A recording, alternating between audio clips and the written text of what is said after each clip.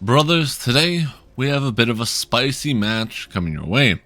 Instead of the standard 8v8, no, this is a 9v9, meaning this game is about to get hectic much faster.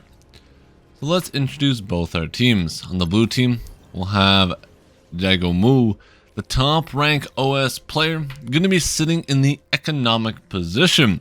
Sadly, he'll be AFK for the first 5 minutes of the game, but hopefully he does his team justice and carries them later on. On the northern flank, we will have White Seraph as the top OS player, and here he took the classic carry spot. We're just gonna have to wait and see who can carry harder, the aggressor or the economy. Strap in, folks. This roller coaster ride's about to get bumpy.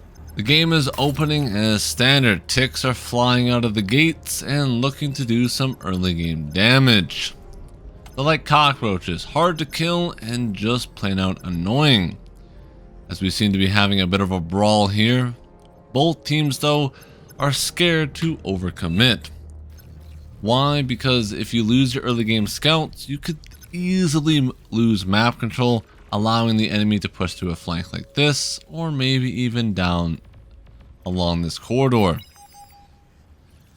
That can completely break open the game, so they want to keep as many units alive as humanly possible, not only for the scouting information, but denying the opponent damage. Beautiful though, D-gun coming out of Chromebook. You can tell that AI technology is getting pretty advanced. They're even learning how to use D-guns. This can be quite scary. However though, our green commander walking dangerously far up. Will this break Red's defenses, or can they hold strong here? As a battalion of green units rush past and have now entered the back line of Red team. Sniping metal extractors one by one. Red's economy is going up in flames, and this is sending them back to the Stone Age. The good news is it's not enough damage to end the game just yet, but it is enough damage to cement blue in the driver's seat now for the next few minutes. Because you have to remember, when units die, you can always reclaim them. It's kind of like a second life. You suck up that body, boys, leave nothing left but good times, and you can be right back in it, especially when a costly unit like this Centurion, its 300 metal, is about to fall. I would yell timber, but that man's made out of metal, so ruster. Centurion's still being spanned out by Jagamoon, the eco player, looking to do a bit of damage and getting involved. But as we hit that 4 to 5 minute mark, the eco players are now unlocking their tier 2 laboratory. They seem to be coming up at roughly the same time, 4 minutes and 50 seconds. Once the tier 2 comes online, both teams are going to have a difficult decision.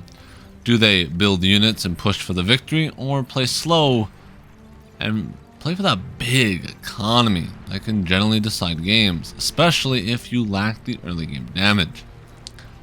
On the eastern side though, White Seraph is pushing in like a freight train, and there is nothing stopping him. This is the battle we've been waiting for, the top OS trying to carry his team to victory. This is extremely vital spot on the map. As you can see, there's 2 choke points, and if White Seraph is able to gain control over this, this generally could just mean the end for blue, as you're able to take a transport ship from your air player and get units on top of these mounds. If you're able to build, let's say, an artillery up here, well, blue is pretty much out of the game. So keeping control and not allowing White Seraph to gain access is vital for blue's success. As Dick here looking for a bit of a commander trade, pop goes the weasel. Ladies and gentlemen, they just gave us a free firework show, and it was beautiful to say the least. But like any fireworks show, the vultures have now came flying in, sucking the corpses dry and desperately getting their hands on the metal.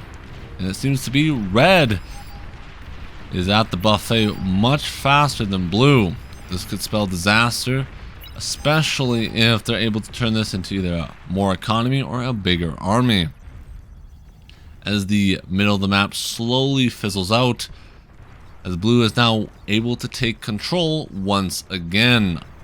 Cementing themselves with mid-control is definitely scary for Seraph, as this could be the break point that leads red to defeat, as the freight train has slowed down, forced between a rock and a hard place, getting attacked from the bottom in the west.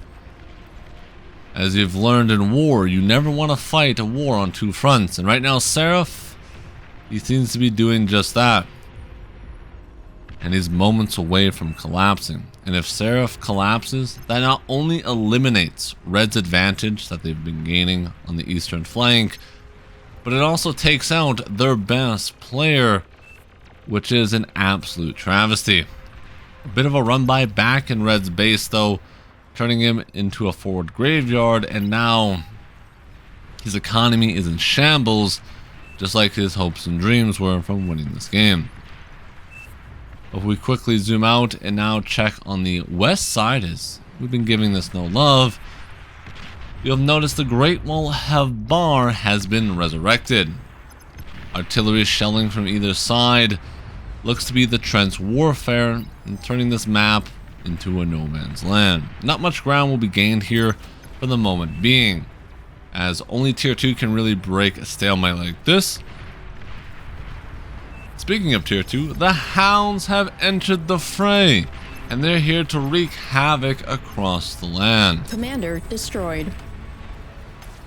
Pushing in the heavily fortified red defenses are not looking so scary anymore, as tier 2 heavily outranges tier 1, and this is collapsing them very fast. Red team forced to think of a game plan here, as blue is just steamrolling them across every front. At this point in the game, it's going to need a bit of a miracle for red to come back. However, in a game like Beyond All Reason, miracles, well, they have been quite more often than you think, as one throw, like losing this group of lashers here, or a quick overextension, and this game can completely flip. That's one of the beauties of watching this game. It's like a mystery box. You just don't know what you're gonna get until all the commanders are dead. And speaking of commanders, each team seems to have 8, where the red team has 7. So one commander down is a bit scary, but overall it shouldn't really matter at this state in the game. Destroyed. But another commander has fallen for red team. That pushes them down to 6 now. And red's front line is slowly collapsing. Blue, however, is playing very smart here, holding strong and not overextending. Many players would try and take their army and push deep into the base like this, and end up losing everything in the process, where blue just seems to poke back, forward, back, over and over again, whittling their defenses, which is exactly what you need to do in this situation. It's the old push and pull tactic, but this time it's applied to mental and physical warfare. Blue at this point feels like a boa constrictor, slowly strangling red's hopes and dreams. But the Hail Mary has came at last. The bombing run is on the way, and it looks like blue has no AA to deal with this. Fighters getting shot down. There is still enough bombers though to make a difference. If they connect on the economy in the backline, this could change the game. The bombs are away. A couple wind fall. It's not enough damage though. They need to look for more. But the AA batteries have came online. That bomber gets off one more run before making a beautiful explosion. Was the damage enough to change the tide of war? No. But it did give Ren substantial information of what is happening on blue's side. They saw the tier 2. They saw no fusions or aphises yet, meaning they can gauge how close the economy is. This is something blue actually lacks at the moment. They have not seen red's backside. They don't know if they're scaling very hard, And with this information from red, it kind of puts blue in a bit of a pickle. They could easily now choose to eco a bit longer and get an economy lead, then turn that into a military advantage and look to steamroll them with the power of money. And if Jeff Bezos has taught us anything, money does rule all, especially in war. But blue is playing a bit more aggressive now, as you see the hounds hounding red endlessly on the front line. The aggressive play here is to be expected, as blue wants the game to end, especially since red has now evened the economy. Blue no longer has a metal lead.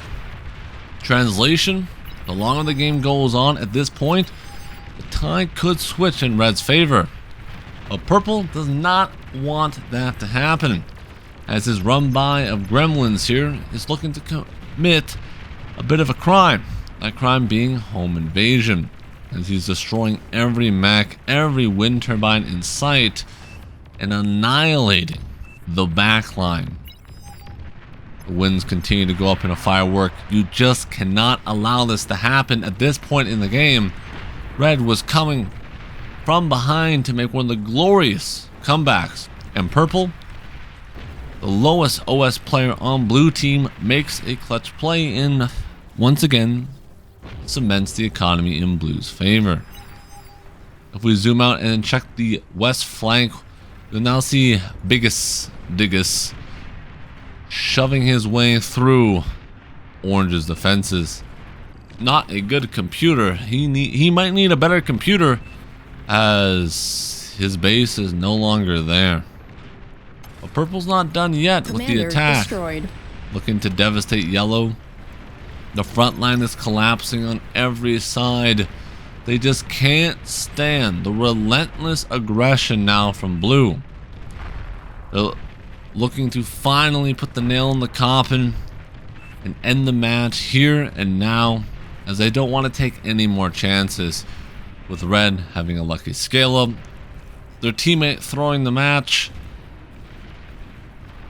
They just want to omit RNG from the equation, and the best way to do that, well, to grab the shovel, bonk your opponent on the head, and then dig them a grave. That's exactly what blue is doing, and it's working phenomenally.